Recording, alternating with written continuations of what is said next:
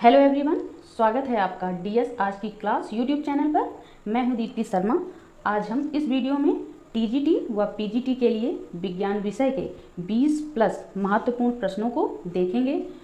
तो आइए देखते हैं आज का वीडियो। पहला प्रश्न देखते हैं, अनिश्चितता के सिद्धांत का प्रतिपादन किसने किया था? तो इसका सही विकल्प है सी, हाइजेनबर्ग ने। अनिश्चितता के सिद्धांत का प्रतिपादन हाइजेनबर्ग ने किया था। चलिए अगला प्रश्न देखते हैं, किस सिद्धांत के अनुसार किसी गतिशील अतिसूक्ष्म कण की स्थिति और वेग दोनों का यथार्थ निर्धारण संभव नहीं है? तो इसका सही विकल्प है बी, अनिश्चितता। अनिश्चितता सिद्धांत के अनुसार किसी गतिशील अतिसूक्ष्म कण की स्थिति और वेग दोनों का यथार्थ निर्धारण संभव नहीं है। अगला प्रश्न देखते हैं, अनिश्चितता सिद्धांत के अनुसार, तो इसका सही विकल्प है B, delta X into delta P is greater than or equal to H upon 4 pi, जहाँ डेल्टा एक्स कण की स्थिति में अनिश्चितता है, डेल्टा पी कण के संवेग में अनिश्चितता है, एच प्लांक नियतांक है। अगला प्रश्न देखते हैं, आइसोटोन में होते हैं, तो इसका सही विकल्प है सी, समान न्यूट्रॉन। ऐसे तत्व जिनका परमाणु भार तथा परमाणु क्रमांक भिन्न भिन्न होता है तथा जिनमें न्यूट्रॉनों की संख्या समान होती है, समन्यूट्रॉनिक या आइसोटोन कहलाते हैं। जैसे पोटेशियम 19, 39 तथा कैल्शियम 20, 40 समन्यूट्रॉनिक हैं। आइए देखते हैं अगला प्रश्न, कोबाल्ट 60 समस्थानिक का प्रयोग किसके उपचार में किया जाता है? तो इसका सही विकल्प है सी, कैंसर। कोबाल्ट 60 एक कृत्रिम रेडियो एक्टिव समस्थानिक है। इसका प्रयोग कैंसर के इलाज में किया जाता है। चलिए अगला प्रश्न देखते हैं, द्विध्रुव आघूर्ण की इकाई है, तो इसका सही विकल्प है सी, कूलाम इंटू मीटर। द्विध्रुव आघूर्ण का सूत्र है द्विध्रुव आघूर्ण बराबर आवेश इंटू दूरी होता है। अगला प्रश्न देखते हैं, शक्ति का विमीय सूत्र है, तो इसका सही विकल्प है बी, ml2T-3।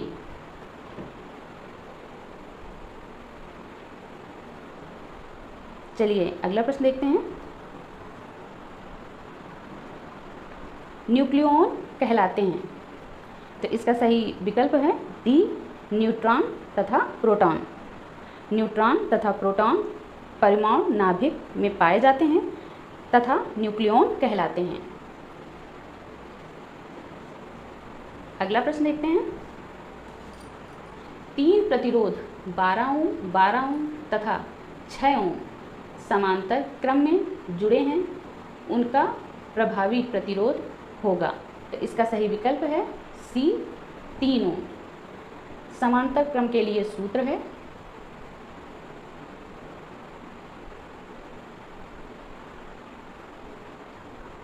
चलिए अगला प्रश्न देखते हैं, एक ठोस लोहे के गोले को गर्म किया जाता है, निम्न में से किस राशि में न्यूनतम प्रतिशत वृद्धि होगी? इसका सही विकल्प है ए, त्रिज्या। लोहे के ठोस गोले को गर्म करने पर उसमें प्रतिशत वृद्धि अनुपात है त्रिज्या अनुपात पृष्ठ क्षेत्रफल अनुपात आयतन बराबर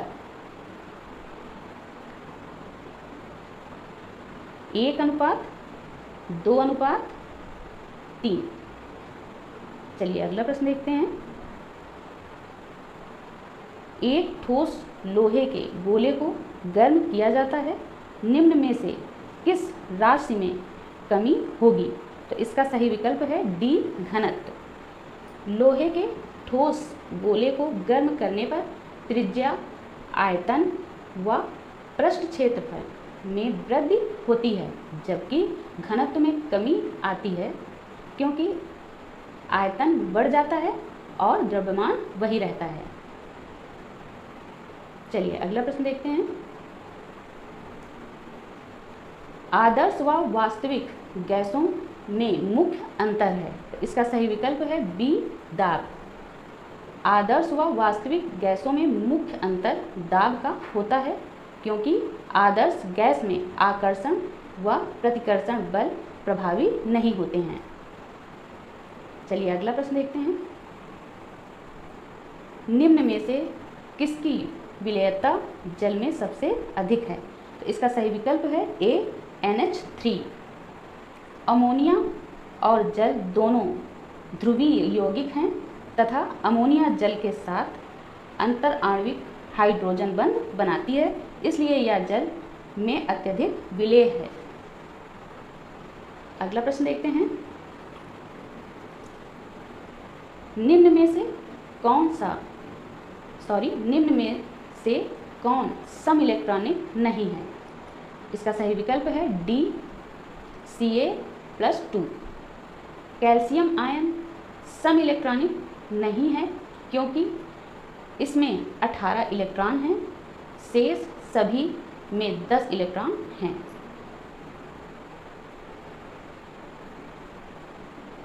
चलिए अगला प्रश्न देखते हैं। तत्वों के निम्न जोड़े में से कौन से जोड़े के दोनों तत्व संक्रमण तत्व हैं? तो इसका सही विकल्प है सी, Fe और Sn दोनों संक्रमण तत्व हैं। डी ब्लॉक के तत्व संक्रमण तत्व कहलाते हैं। चलिए अगला प्रश्न देखते हैं। नाइट्रोजन आवर्त सारणी में है, तो इसका सही विकल्प है डी, 5वें वर्ग में।